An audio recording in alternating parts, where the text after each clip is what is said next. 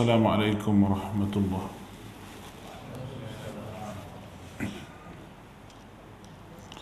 Innal hamdalillah nahmaduhu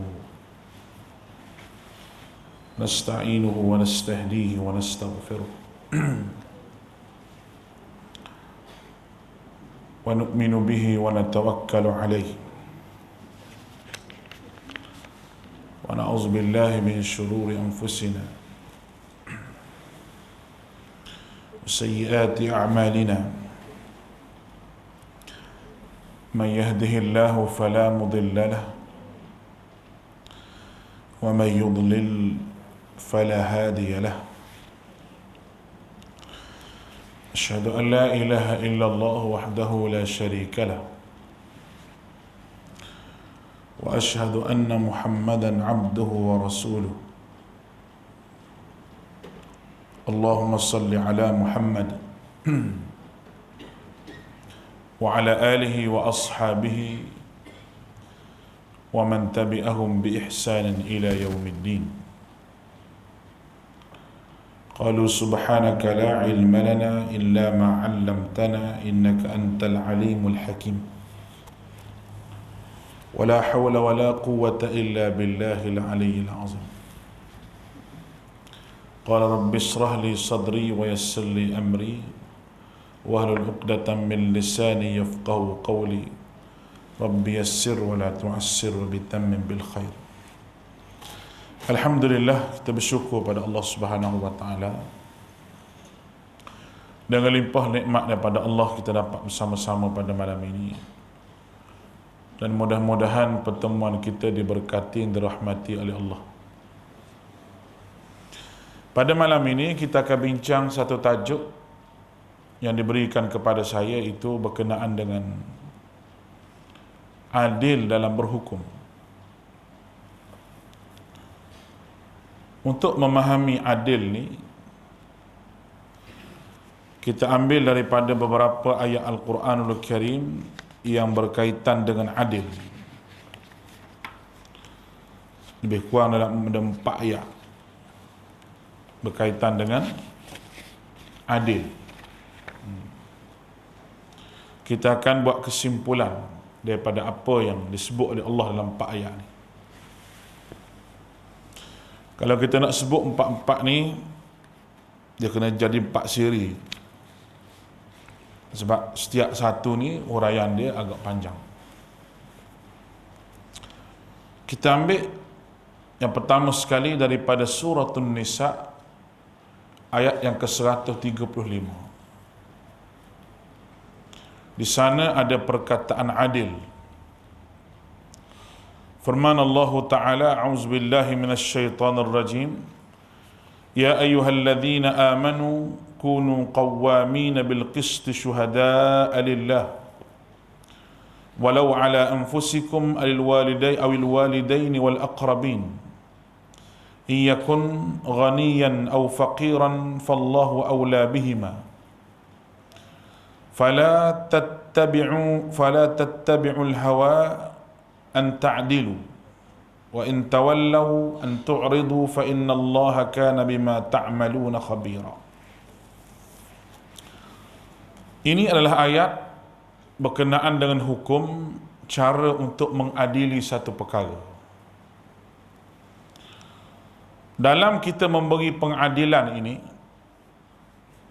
pemimpin kerajaan ataupun hakim tidak boleh menganiayai sesiapa apabila kita memutuskan satu perkara yang kita sebut sebagai memutuskan hukuman. Apabila hukuman diputuskan, tidak boleh menganiayai siapa-siapa. Oleh kerana itu, orang yang nak memutuskan hukum ini mestilah adil. Tapi bagaimana kalau orang bersangkutan yang kita hukum itu berkaitan dengan orang kaya, orang berpengaruh, orang ada pangkat? Kerana seolah-olah jadi tidak sama hukuman orang ada pangkat dengan orang tak ada pangkat. Kalau orang tak ada pangkat, tak pakai mask kena 1,000. Betul. Kalau hak ada pangkat, tak pakai emas apa, tak kena apa-apa. Ni bukan negara Malaysia tu negara Venezuela. Tak ada kena mengena dengan negara ni. Baik. Istilah adil perlu difahami dengan baik. Adil maknanya meletakkan sesuatu kena pada tempat dia. Meletakkan sesuatu kena pada tempat. Itu makna adil. Bukan sama rata. Sama rata tu tak semestinya adil. Salah sama rata, orang kata hari ni ada puak yang menuntut kesamarataan, kononnya nak kepada adil. Tak betul.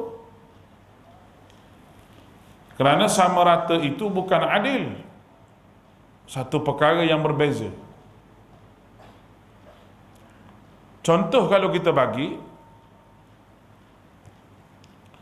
kalau kerajaan katakan nak bagi pada rakyat semua seisi rumah 1,000, adakah adil kalau isi rumah tu ada 4 orang kita bagi 1,000 dan isi rumah ada 6 orang kita bagi 1,000 juga? Itu bukan adil, itu sama rata. Kalau kerajaan nak bagi bantuan dengan adil, dia kena tengok pendapatan isi rumah tu berapa.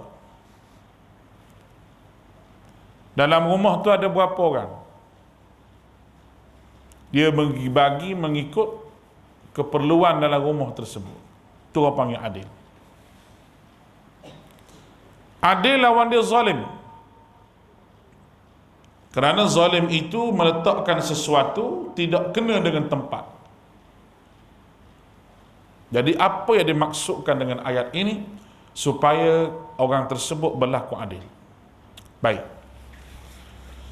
Allah Ta'ala sebut, Ya ayyuhalladzina amanu kunu qawwamina bil qisti. Wahai orang-orang yang beriman, hendaklah kamu sentiasa menegakkan keadilan. Allah Ta'ala dalam ayat ini, Allah Ta'ala sebut qawwamina bil qisti syuhada. Hendaklah kamu menjadi orang yang sentiasa menegakkan keadilan.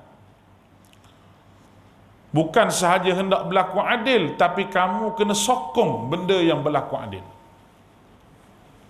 Kamu mesti tegakkan keadilan kalau di tempat kamu berlakunya kezaliman.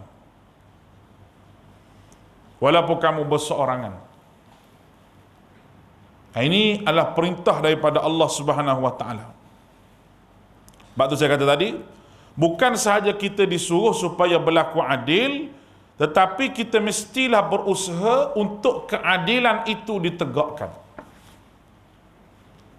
Kerana apabila keadilan ditegak, keputusan perundangan dan apa sahaja yang berkaitan dengan keadilan, maka di sana tidak berlaku lagi kezaliman oleh kerana adanya keadilan.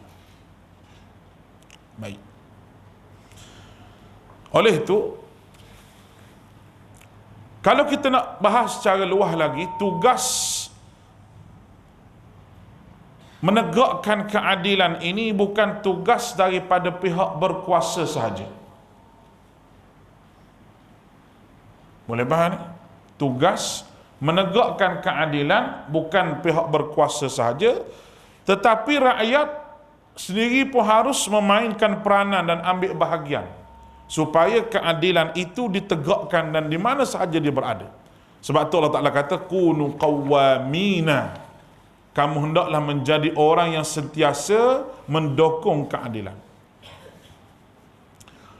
Sebab apa? Sebab tugas menegakkan keadilan ini adalah benda yang cukup penting dalam Islam. Sehingga kan para nabi dan para rasul alaihimussalati wassalam diutuskan untuk menegakkan keadilan. Mereka bukan hanya sebut berkenaan dengan ibadah sahaja, tapi Allah Ta'ala sebut dalam ayat suratul Hadid ayat 25, laqad arsalna bil bayyinat laqad arsalna rusulana bil bayyinat wa anzalna ma'ahumul kitab wal mizan liyaquman nas bil qist bil qisti. Demi sesungguhnya kami telah mengutuskan rasul-rasul kami dengan membawa bukti dan mukjizat jelas lagi nyata, dan kami menurunkan bersama-sama mereka kitab suci dan keterangan sebagai neraca keadilan. Boleh faham ni? Maknanya tugas Nabi adalah tugas menegakkan keadilan. Orang kata Islam ni ekstrim. Habis negara nak jajah. Jajah pergi berperang, habis negara. Takluk negara tu, takluk Islam ni adalah ganas. Kita kata Islam menakluk itu kerana di sana terdapatnya kezaliman. Kita kena buah hak kecil. Kecil ni dia ganggu tak sana. Baik.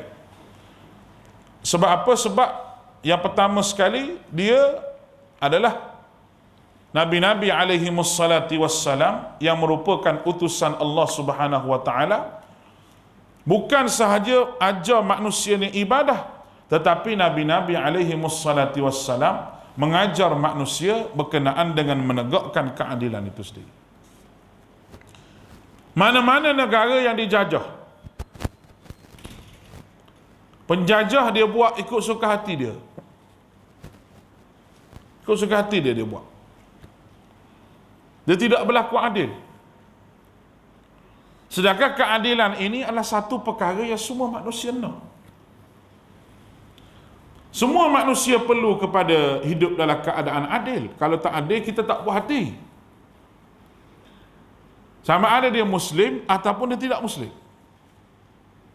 Dia Muslim pun nak kepada adil, dia tak Muslim pun nak kepada adil.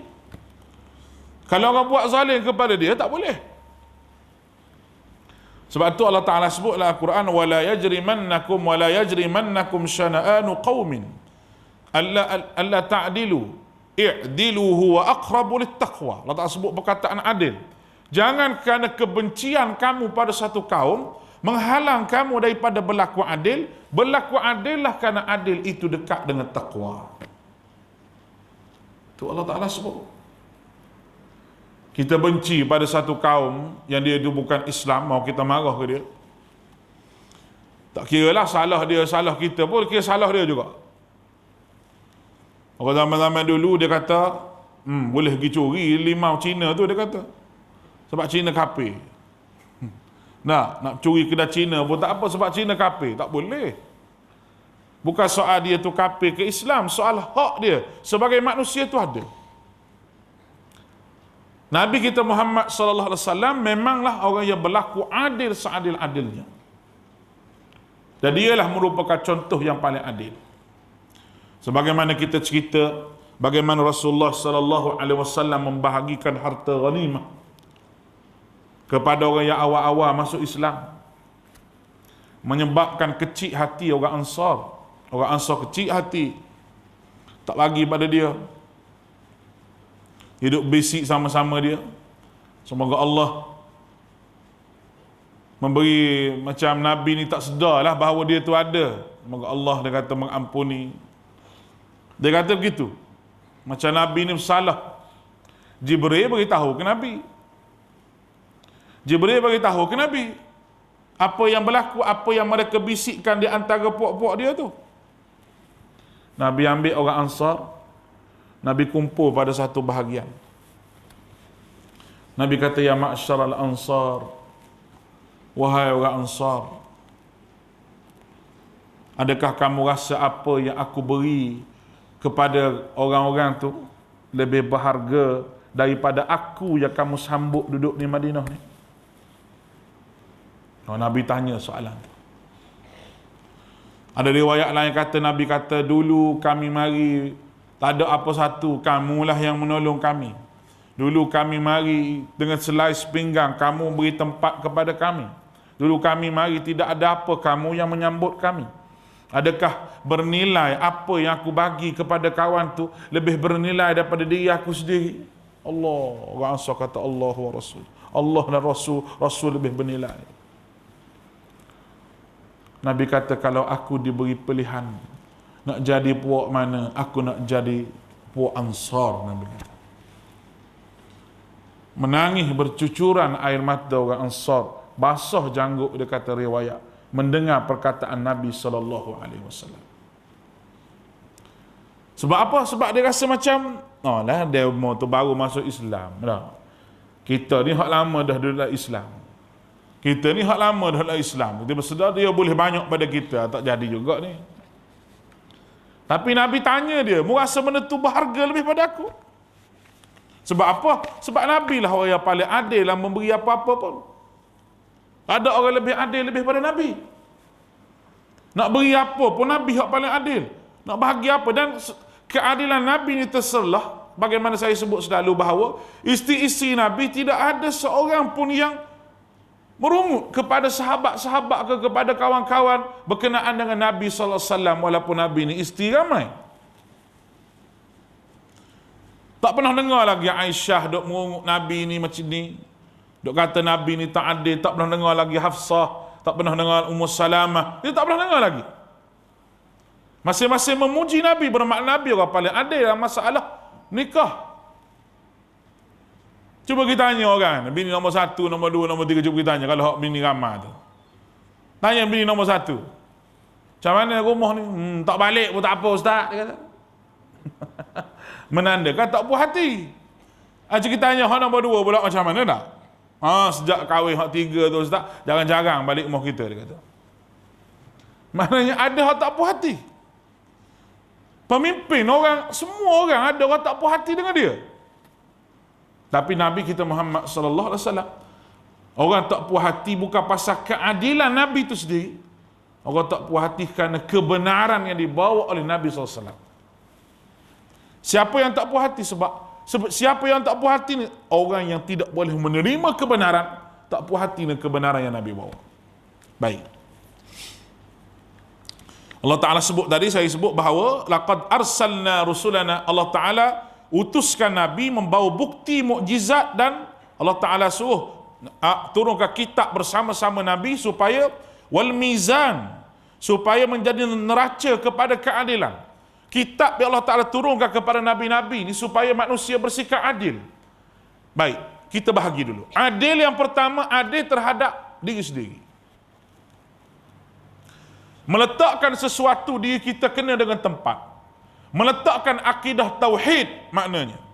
Meletakkan la ilaha illallah kena dengan tempat kita. Itu adil yang pertama. Sebelum pergi daripada adil yang kedua ni, adil kepada semua makhluk.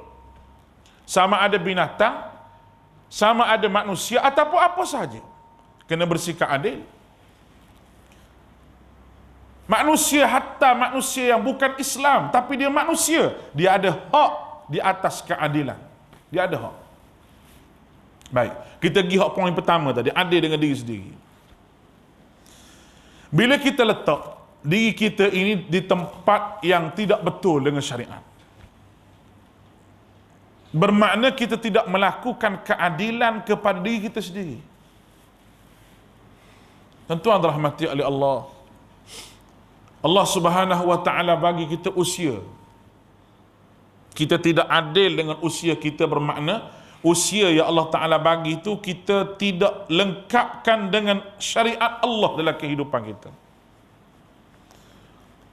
Sebab semua kita terlibat terkait dengan syariat Allah. Cuba bagi tahu kepada saya, contoh saya bagi tak. Cuba bagi tahu contoh pada saya satu perkara yang Nabi tidak ajar kepada kita. Kita semua dalam masjid ni sebut apa? La ilaha illallah Muhammadur Rasulullah. Bermakna kalau sebut la ilaha illallah kita kena ada tauhid, tak boleh syirik. Kita sebut Muhammadur Rasulullah kita kena buat sunnah, tak boleh ada bid'ah. Baik, tu asas dia. Baik, kita pergi depan lagi. Apa benda yang Nabi tidak ajar kepada kita berkaitan dengan kehidupan ni? Hatta menguap. Pakcik pernah menguap? Pernah lah? Menguap. Nganga mulut. Nabi tak bagi kita nganga mulut luar macam badak sumbu tu. Tak bagi. Dia suruh tutup mulut. Dan a'udzubillahi minasyaitonirrajim. Nampak ni? Tu menguat. Nabi kata orang yang menguat faqala bunyi begitu menguat kan, sembunyi gitulah. Syaitan masuk dalam mulut dia. Bah menguat, tutup mulut, auzubillahi minasyaitonirrajim. Jauh daripada syaitan. Bersin. Hacam bersin. Orang bersin kata alhamdulillah. Orang yang dengar kata yarhamkallah. Jawab balik yahdikumullah. Siapa dia ajar? Nabi ajar. Bermakna orang yang adil, dia akan junjung segala syariat Nabi ini. Dia akan rasa berharganya datangnya orang yang bernama Muhammad sallallahu alaihi wasallam. Dia tidak akan ambil benda yang orang lain tak tahu asalnya yang Muhammad tidak ajar, dia tidak akan ambil. Sebab apa? Sebab dia rasa berharganya dengan Muhammad, bermakna dia adil dengan perkataan Muhammadur Rasulullah, iaitu dia meletakkan Muhammadur Rasulullah itu betul-betul dalam diri dia. Itu adil pada diri sendiri. Tapi kalau kita duduk main benda-benda mengaruklah kehidupan kita ni, dia akan jadi karuk sampai bila-bila. Apatah lagi melibatkan kepercayaan. Macam sehari dua ni, ada pula dah khasiat menggantung tasbih di tengkuk. Jadi macam Sami Buddha pula kita ni. Nak gantung tasbih di tengkuk ni, sebab apa? Sebab ada aura dia. Aura tu mendatang apa kita pun tak tahu. Nah, ada aura, dia kata ada aura dia gantung di tengkuk ni. Boleh jadi syaitan lari, boleh jadi iblis lari. Iblis syaitan tak lari dah. Sebab dia ikut syaitan dah. Macam seorang tu pergi ambil air nak basuh rumah dia, dia kata ada gangguan rumah dia ni. Syaitan tu ada rumah dia, dia kata. Jadi ustaz tu pun tengok lah. Mari ambil air tu pakai baju ketat. Pakai seluar ketat. Sengit ke pihak ustaz tu. Duk jampi, duk tengok ke dia tu. Buatlah air jampi. Nak basuh, nak halau syaitan dalam rumah. Rupanya ibu syaitan ada dalam rumah tu. Hari-hari duk muzik, tak ada dengar baca Quran. Dia kata rumah dia ada gangguan, malam-malam punya orang buka air lah, apalah. Dia tu sendiri mengundang syaitan masuk bersama dengan dia. Nabi kata rumah yang tidak ada bacaan Quran ibarat kubur yang gelap gelita. Rumah yang tak ada bacaan Quran ibarat kubur yang gelap gelita. Orang hari ni ada baca Al-Quran di rumah, mati dia bunyi orang baca Yasin. Orang mati sibuk baca Yasin. Kalau tak mati, Yasin pak mana, Quran tak tahu mana. Kita kena ajak diri kita ni baca Quran lepas-lepas subuh. Balik sembahyang subuh baca Quran, sampailah waktu terbit matahari sekejap, kita keluarlah buat kerja. Tiap-tiap hari kena ajar baca Quran lepas subuh ni, tiap-tiap hari kena belajar, kena ajar. Kena ada waktu kita baca Quran. Kalau tak boleh lepas subuh, lepas asar rumah kita tu asar baca Quran. Baca sampai dah waktu nak dekat-dekat maghrib tu, kita pergilah buat kerja kita. Sampai pukul 6 ke. Janjinya ada Quran dalam rumah kita. Berarti kita adil dengan Al-Quran tu sendiri, meletakkan Quran tu kena dengan tempat dia. Orang yang meletakkan Al-Quran tak kena dengan tempat dia, iaitu sibuk-sibuk kita nak baca Quran, benda yang tak patut dibacakan Quran. Kalau kita kata, contohlah, majlis-majlis tertentu dipasang Al-Quran. Apa guna majlis tertentu pasang Al-Quran? Bukan orang nak dengar, orang nak bercakap.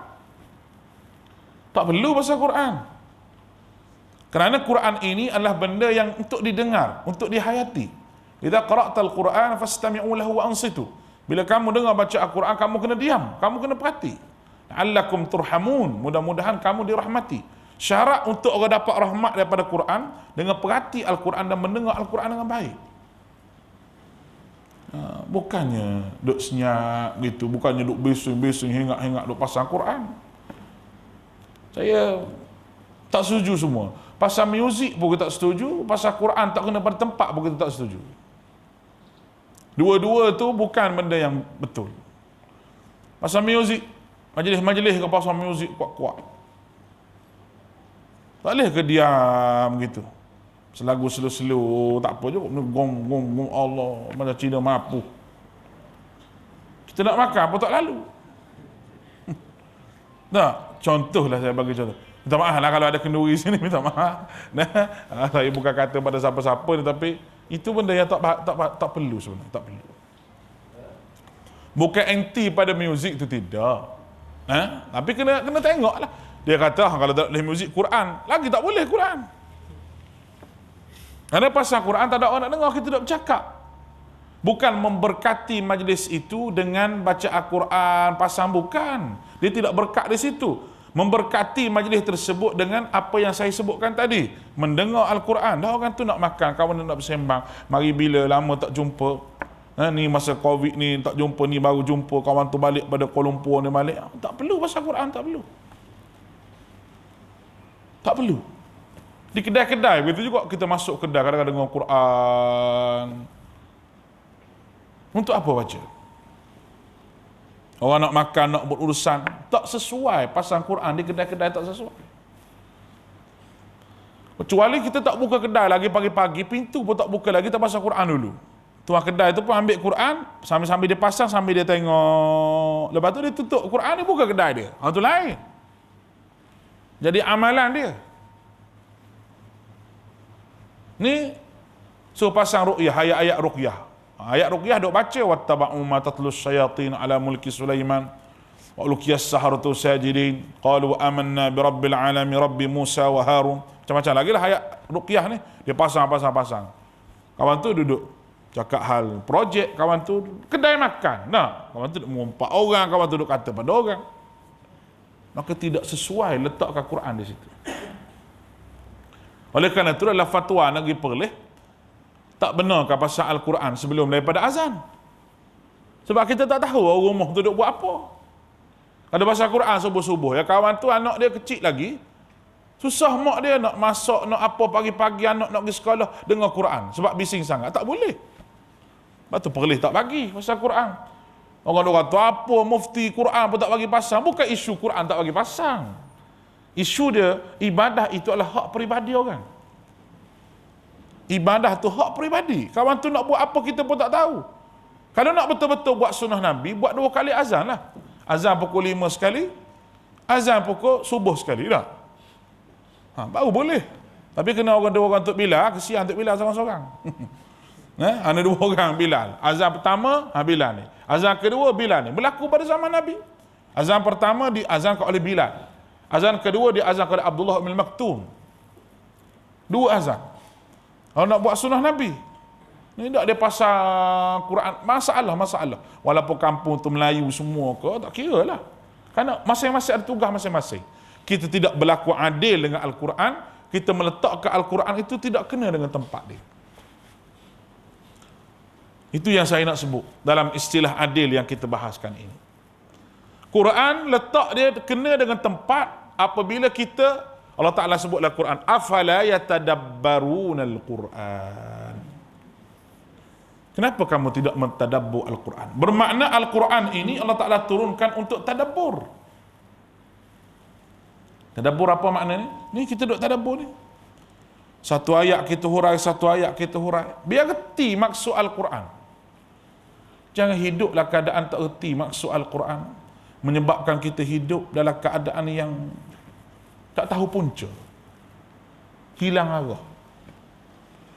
Ya Rabbi.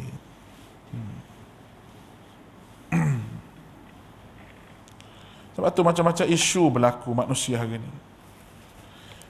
Hari 2 ni isu daging. Tak tahu daging halal ke haram. Kita duduk makan belori lah. Nah, tak tahu halal ke haram. Bismillah. Nampak biasa yang kita kena bela kambing sendiri lah. Bela lembu sendiri lah.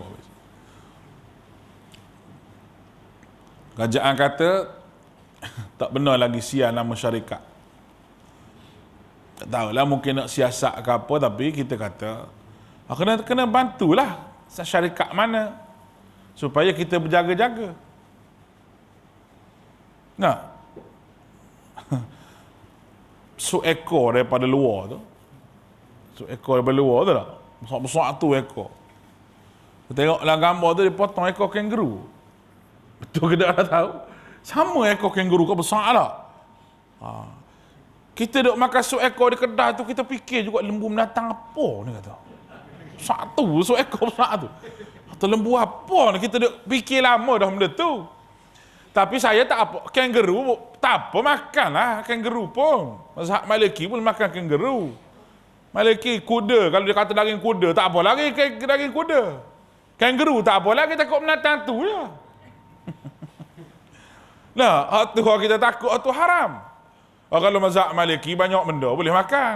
Banyak benda boleh makan dari tak boleh makan. Harimau boleh makan. Boleh? Cari seekor. Buat kari sini. Mazhab Maliki boleh makan harimau. Mazhab Syafi'i tak boleh. Binatang bertaring dia kira. Sebab ada hadis Nabi kata mazhab Syafi'i, nahana anin Nabi sallallahu alaihi wasallam, kata sahabat, kami dilarang oleh Nabi sallallahu alaihi wasallam min kulli dhiba'in, daripada makan benda yang bertaring. Imam Syafi'i kata semua bertaring tak boleh makan. Imam Malik kata bukan gitu. Bertaring tak boleh makan ni maknanya kita tak boleh makan makanan yang sedang dimakan oleh binatang bertaring, kata Imam Malik. Contohnya harimau duk makan kijang, duk makan kambing. Kita tembok harimau tu, kita ambil makanan daripada harimau tu, kambing dia tu kita ambil, kita buat gulai. Tak boleh, dia kata. Adapun harimau itu boleh makan, dia kata. Macam mana Pak Cik? Baru tak takut bini makan harimau. Betul tak? Oh, duk takut situ jugalah, dia kata. Oh, baru betul. Bismillah. Macam saya cerita tu lah, seorang tu. Bini dia kata, abang sayang saya tak? Dia kata, mesti sayang isteri saya. Boleh tak ada permintaan saya nak minta? Dia tanya suami dia. Suami dia kata, boleh. Sebab sayang ni semua sanggup bagi. Oh, tu dia ayat tu. Yang pertama, bang boleh tak pergi kerak harimau tu? Dia kata, lautan bakar harimau. Dia kata, tak boleh, harimau ni garang. Makan orang. Kalau abang tak boleh kerak harimau, dia kata, buat mari handset nak tengok. Dia minta handset suami dia nak tengok. Suami dia pun fikir panjang. Suami dia kata, harimau tadi nak kerak berapa? Nampak dia? Oh, tu dia. Dia sanggup kerak harimau lagi daripada bagi handset ke isteri dia. Nak buat macam mana dia duduk mesej ke mak janda tu? Betul ke tak, tak tahu lah, cerita tu bukan hadis tu. Allahu Rabbi. Baik, mana dah kita ni?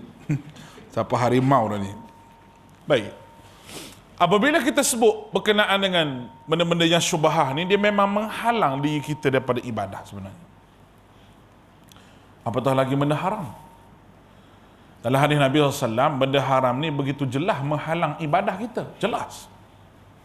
Dalam hadis contoh Nabi sebut, ada seorang yang putus bekalan di tengah jalan. Dia berdoa pada Allah, qalu ya Rabbu ya Rabbu. Dia kata, wahai Tuhan tolong, wahai Tuhan tolong. Allah Ta'ala kata, macam mana aku nak tolong? Mat'amuhu haram, wa mashrabuhu haram, wa malbasuhu haram. Makanan kamu haram, minuman kamu haram, pakaian kamu haram. Macam mana nak tolong? Bermakna benda yang haram itu adalah benda yang menghalang kita daripada doa kita diterima oleh Allah. Baik. Orang mukmin di antara halal dengan haram, dia ada syubhah. Maka sebaik-baik mukmin yang meninggalkan perkara syubhah. Maka kalau kita dengar ni halal ke haram, ni halal ke haram, jadi syubhah dah. Tak payah makan. Tak payah makan. Baik kita beli daging mahal sikit pun tak apalah. Tapi orang mukmin, dia jaga, dia tinggalkan perkara yang syubhah. Dia tak beli. Kecuali jelas benda tu halal. baru kita makan. Jadi ada munasabah jugalah, ada satu kumpulan tak makan daging import ni. Dia kata saya tak makan daging import. Dia kata tak apa, tak tahu, tak sedap. Bukan tak sedap makan, kata tak tahu mari di mana, dia kata. Kawan dia jawab, dia kata tak payah usul lah benda tu, kita tak nampak. Sekarang ni kena usul. Sebab nampak lah berita dah. Keluar dah maklumat ni daging mai daripada mana, daging tu daging teruan. Ada kata lembu dan kambing yang berpenyakit yang dia buat mari tu. Tidak lulus dia punya piawaian dia. Tapi boleh dia bawa masuk. Sebab apa boleh nak masuk? Dia tanya orang politik, saya tak mau ulas. Baik. Kemudian, syuhada alillah. Lagi menjadi saksi kerana Allah. Ini dalam bab saksi. Manusia yang takut daripada melakukan kezaliman, dia mesti berlaku adil dan dia sanggup kata apa sahaja kerana Allah Subhanahu Wa Taala. Dia tidak akan takut kepada yang lain. Sebab yang dia kata itu benda yang benar. Itu adalah orang yang adil kepada Allah. Manusia nak kata apa, nak ambil apa sahaja tindakan pada dia, dia tak ambil tahu. Nabi, orang yang paling adil tadi, Nabi menyebut kebenaran di saat orang menolak kebenaran begitu hebat. Apa tindakan yang orang ambil kepada Nabi? Cuba tengok. Di antara tindakan yang orang ambil kepada Nabi SAW, orang nak bunuh Nabi. Tindakan itu Allah Ta'ala sebutlah Quran. Wa idh yamkuru bikal ladzina kafaru liyuthbituka aw yakhrujuka aw yaqtuluk wa yamkuruna wa yamkurallahu wallahu khairul makirin. Mereka merancang, wahai Muhammad, untuk memenjarakan kamu. Yuthbituka aw yakhrujuk, ataupun menghalau kamu keluar daripada Mekah ini. Aw yaqtuluk, ataupun membunuh kamu. Perancangan jahiliyah itu Tuhan sebut pada Nabi. Wa yamkuruna wa yamkurallah. Mereka merancang, wahai Muhammad, tapi aku juga ada perancangan aku. Wallahu khairul makirin. Dan sebaik-baik perancangan adalah perancangan Allah. Sebab apa?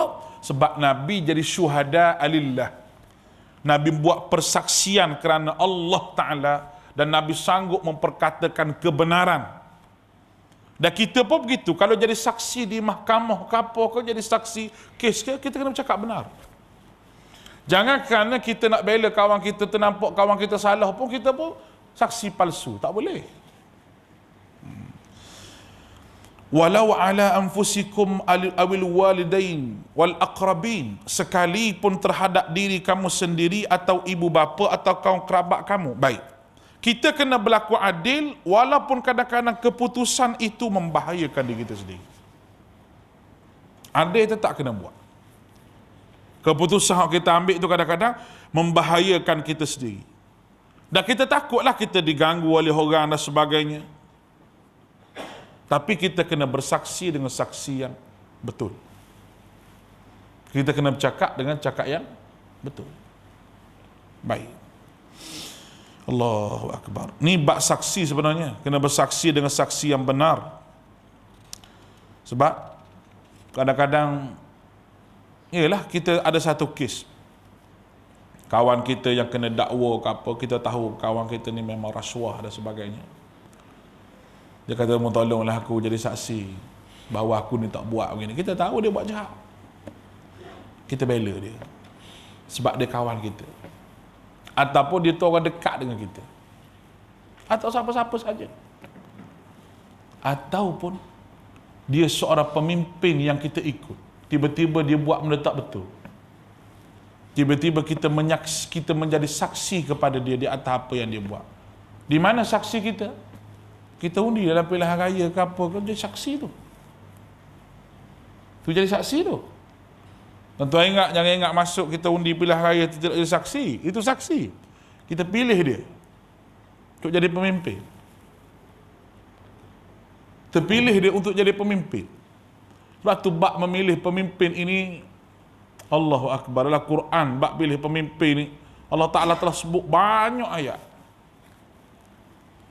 Jadi kita nak pilih pemimpin macam mana? Pemimpin yang boleh melakukan keadilan, buat adil dengan rakyat. Pemimpin yang betul-betul cakna masalah rakyat. Bukan pemimpin yang hai bye-bye.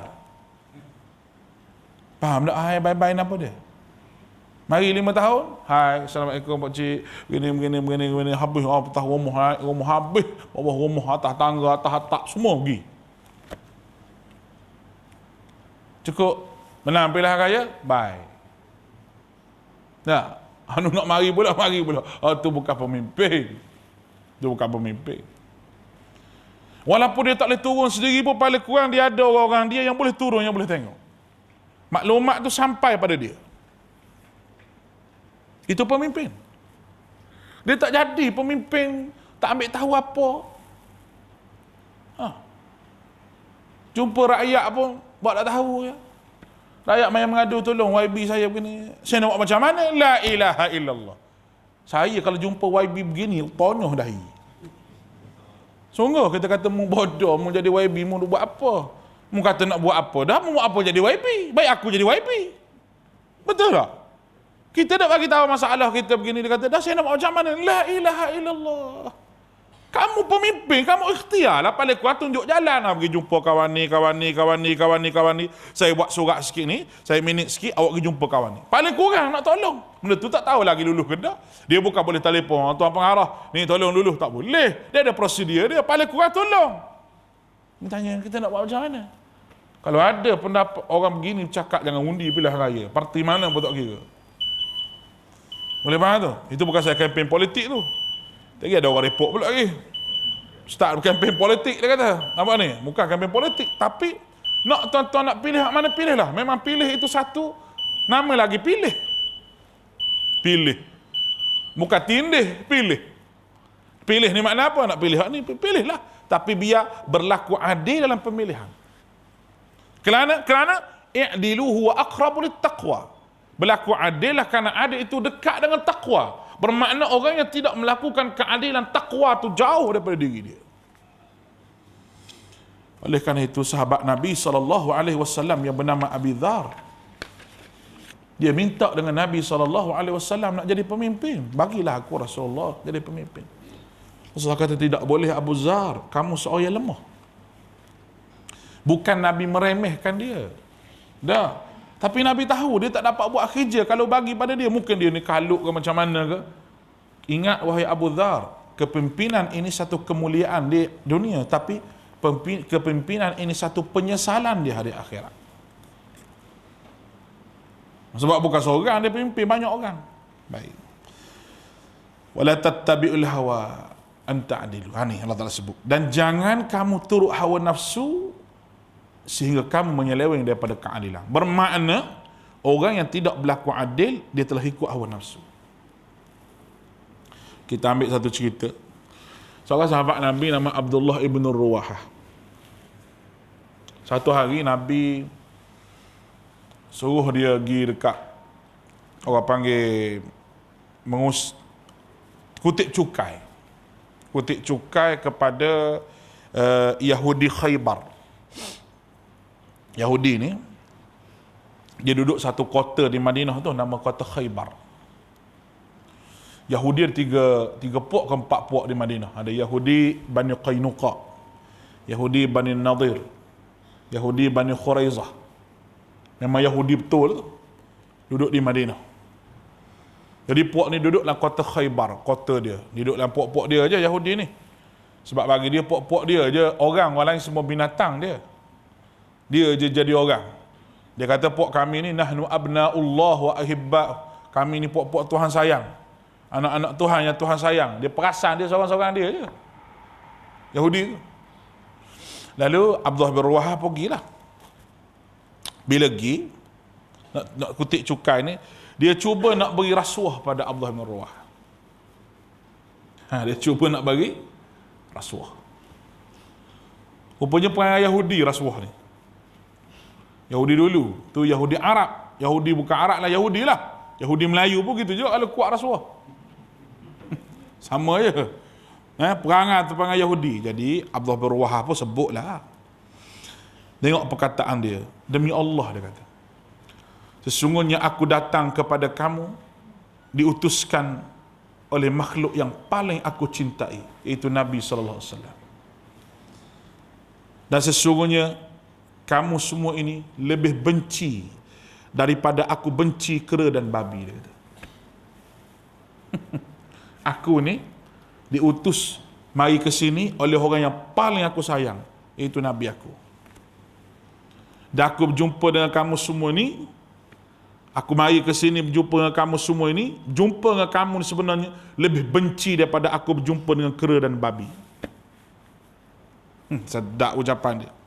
Walau begitu, cinta aku kepada Nabi dan kebencian aku kepada kamu semua, walaupun aku ni sayang ke Nabi dan benci aku kepada kamu semua ni, benda itu bukan menghalang untuk aku tidak berlaku adil kepada kamu.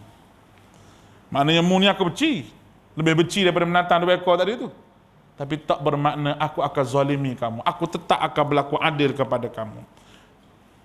Dan mereka mengatakan dengan keadaan inilah langit dan bumi ini tegak, dia kata. Dia setujulah dengan Abdullah bin Rawahah ni. Siapa Abdullah bin Rawahah ni?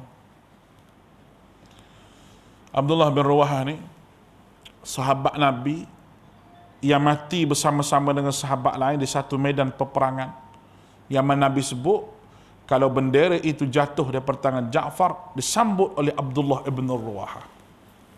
Bendera Islam tu jatuh sampai sahabat tu kepik dengan gini, disambut oleh Abdullah ibn Rawahah. Bila Nabi sebut nama Abdullah bin Rawahah ni, dia menangis. Menangis. Sahabat lain tanya, menangis apa? Mu takut mati, dia tanya. Sahabat lain tanya, mu takut mati Nabi sebut nama kamu? Dia kata tidak. Aku tak takut pada mati, tapi aku terharu. Banyak peperangan yang aku berlawan selama ni bersama dengan Nabi ataupun tidak, Nabi tak pernah sebut nama aku. Tapi sekali ni Nabi sebut nama aku. Aku terharu, dia kata. Nangis dia. Dia pergi perang. Dia pergi perang. Sebelum peperangan, dia berkemah, rehat dulu semua sekali. Abdullah Rawahah ni, dia duduk terpencil pada orang lain. Orang duduk masak, makan apa semua. Orang panggil Abdullah bin Rawahah. Mari makan, dia kata, isi perut sikit, kita nak berperang. Kata Abdullah bin Rawahah, aku berpuasa. Oh, sahabat kan lain kata, puasa macam mana kita nak berperang ni? Kita ada tenaga, makanlah sikit. Wahai sahabat, sesungguhnya aku berpuasa pada hari ini kerana aku nak berbuka dengan bidadari di syurga. Mati dalam peperangan syahid, dia berbuka dengan bidadari di syurga. Itu sahabat Nabi nama Abdullah ibn Rawahah. Bukan orang main-main lah. Bukan orang yang biasa-biasa. Dia ni lah jadi utus oleh Nabi untuk pergi pada satu cerita tu. Bermakna dalam cerita ni kita boleh bayang bahawa adil ini berlaku pada setiap keadaan dan tempat. Hatta kepada orang yang bukan Islam. Baik. Isyak dah. Saya ambil 3 minit lagi. Satu lagi contoh. Semua negara-negara yang diperintah oleh orang Islam, orang bukan Islam duduk dalam negara itu terjamin. Negara Qatar. Suatu pemerintahan Qatar ni negara kaya. Orang Qatar, Pak Cik, dia mari masjid tengah-tengah hari sembahyang Zuhur, naik kereta Ferrari, Porsche apa semua. Dia mari sembahyang, masuk sembahyang, dia tak matikan kereta dia. Sebab panas. Dia pakai aircon gitu, dia mari sembahyang. Negara dia. Tak ada orang curi kereta, siapa nak curi? Polis pun pakai Porsche. Nah, Tok Bila pun pakai Porsche, lepas ni Tok Bila. Lah, Tok Imam lah saya kira lah. Pakai kereta besar-besar, tak ada orang nak curi. Dia masuk sembahyang ni, kereta dia hidup sebab kalau kita matikan kereta tu, dia kata panas. Dah lama pula nak boleh sejuk tu, dia kata aircon tu, biar dia gitu. Semua kereta hidup.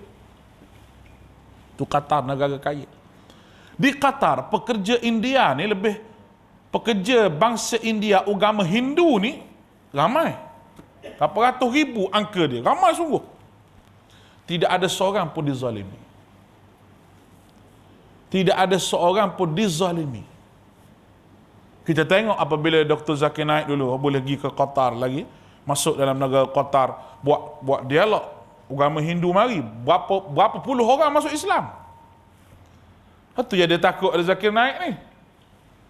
Dia takut sungguh. Sebab kawan tu berhujah dengan betul. Jadi, India duduk di negara Qatar yang pemerintah di Islam, tak ada orang pun buat khianat pada dia. Kalau bahasa kita kata, tak ada sorak bulu pun kita cabut daripada dia. Dia diberi hak duduk dalam negara sebagai orang yang bekerja. Tetapi, minoriti orang Islam duduk di India, ditekan oleh kerajaan India. Tak beri kita sembelih lembu. Bab dia nak Tuhan, nak sembah lembu ke sembah apa, ikut dia lah. Tapi agama kita, bila raya korban, kita buat melakunya penyembelihan. Tak lagi. Punya jahatnya lagi, merobohkan masjid. Masjid Babri itu. Kumpulan LTTE, kalau kita tengok lah. Itu semua daripada India. Dan merebok sampai ke Malaysia, LTTE ini. Bukan tidak, ada sungguh. Oleh kerana, dia duduk dalam mulut orang-orang besar. Siapa nak ambil tindakan? Tuan-tuan ingat, apabila kita buat hari raya korban, dalam Facebook bising orang India, dia kata apa, dia sembelih lembu, dia suruh jaga sikit. Jaga sikit, dia kata. Sensitiviti agama. Kita nak kata ke dia, Hindu. Munduk pecah kelapa tengah jalan tu, tak ada seorang pun marah kamu. Berapa kilo santan kalau boleh ambil kelapa hak mu hari tai pusang tu. Munduk cucuk tubuhmu, cucuk mata, cucuk telinga, tak ada seorang pun kata ekstrim. Malah perkara tu lebih bahaya lagi ditunjuk oleh orang ramai. Tiba-tiba kita nak sembelih lembu, yang lembu tu Tuhan, mu nak sembah lembu, sembah kerbau, ikut mung lah. Tapi aku nak sembelih lembu. Agama aku, agama kamu. Tak pernah sentuh pun agama dia. Lepas tu bising di Kedah lah. Bising. Bila MB Kedah kata kita nak roboh kuil-kuil, mana siapa? Dia pakai mimpi. Dia mimpi, Tuhan dia duduk situ. Dia buat kuil, mula kecil-kecil dulu di rumah. Kat pokok-pokok besar tu. Lama-lama lagi besar, lama-lama jadi besar.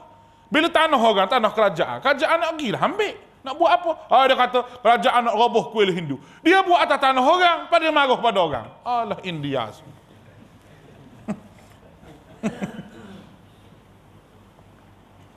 So, biasa dengan orang India. Kalau duduk di kedai kan, dia masuk di kedai. Dia punya belik dia. Kita kata, barang ni ada tak? Ada. Oh, dia masuk, dia tengok, dia cari. Padahal dia pun tahu tak ada. Dia pun kata, baru sudah habis, dia kata. Ni ada, dia nak suruh tengok hak tu sebenarnya. Tapi cara dia berniaga. Kalau dia bergaduh, jangan main mau. Dia bergaduh, dia bertumbuk apa. Seorang jatuh longkang. Hak jatuh longkang tu kata apa? Kalau berani, sini turun, dia kata. Padahal dia duduk dalam longkang dah. Berlumur dah muka ni. Dia kata, berani, sini turun, dia kata. Tak tahu apa, munduk dalam longkang, aku duduk atas darat tu. Lawak dia. Kalau bahas menang dia, kalau bahas. Jangan main-main. Sebab tu Dr. Zakir Naik, Allah Ta'ala bagi dia begitu. Bila dia agak-agak nak kalah sikit, dia naik suara dia. Itu cara bahas. Cara perbahasan boleh kita ambil ilmu daripada dia. Bila nak kalah sikit, dia ambil naik suara dia. Bila naik suara tu, orang pun senyap lah. Itu dia punya situasi yang ada pada hari ini. Jadi, Islam memang berlaku adil. Dan saya tutup dengan satu kisah lagi, satu cerita lagi. Semasa Sultan Muhammad Al-Fatih, dia buka Konstantinopel. Turki. Masjid Hagia Sophia yang kita tengok dalam TV itu dibuka kembali jadi masjid. Masjid itu dulu gereja. Konstantinopel ni, mazhab Kristian mana yang boleh mempengaruhi pemerintah, nescaya mazhab itu jadi mazhab pemerintah. Contoh, Kristian ni dia ada Ortodok, dia ada Katolik. Kalau Ortodok baik dengan pemerintah, orang Katolik kena aniaya. Kalau Katolik baik dengan pemerintah, Ortodok kena aniaya. Sama-sama Kristian tu. Macam kita, tak ada begitu. Pemerintah mazhab Syafi'i, tak ada pun Hambali kena aniaya, tak ada, semua boleh amal. Dia taksub pada mazhab. Sehingga masuknya Muhammad Al-Fatih, mereka bimbang. Seolah-olah akan berlakunya permusuhan, Islam akan tekan mereka. Rupa-rupanya Muhammad Al-Fatih tak buat begitu. Al-Fatih kata, kamu boleh hidup dengan orang Islam, kamu boleh amalkan apa yang kamu nak, sama ada kamu Katolik, ataupun kamu Protestan, ataupun kamu Ortodok. menyebabkan mereka kata bahawa aku lebih rela duduk di bawah pemerintahan Islam untuk mengamalkan ajaran aku nak banding dengan sama-sama dia Kristian. Itu terzahir keadilan yang Nabi suruh buat kepada orang, hatta kepada orang bukan Islam. Mudah-mudahan kita dirahmati Allah SWT. Baru sekertas saya baca, ada 3 lagi. Kalau panggil lagi kita habis 3-3 ni. Allahu Akbar. Buat makan sikit-sikit, insya-Allah kita mari. Tak buat makan pun kita mari. Cuma saya nak sebut pada tuan-tuan, masjid ni alhamdulillah lah, saya pun suka mari. Kawasan tuan-tuan ni suka mari, tenang, orang pun orang tempatan. Kadang-kadang saya pergi mengajar tu ada orang luar mari tak. Orang tempatan tu ada 3 orang. Hak tu pun darah tinggi, kecil manis, gauk 3 orang tu. Ni nampak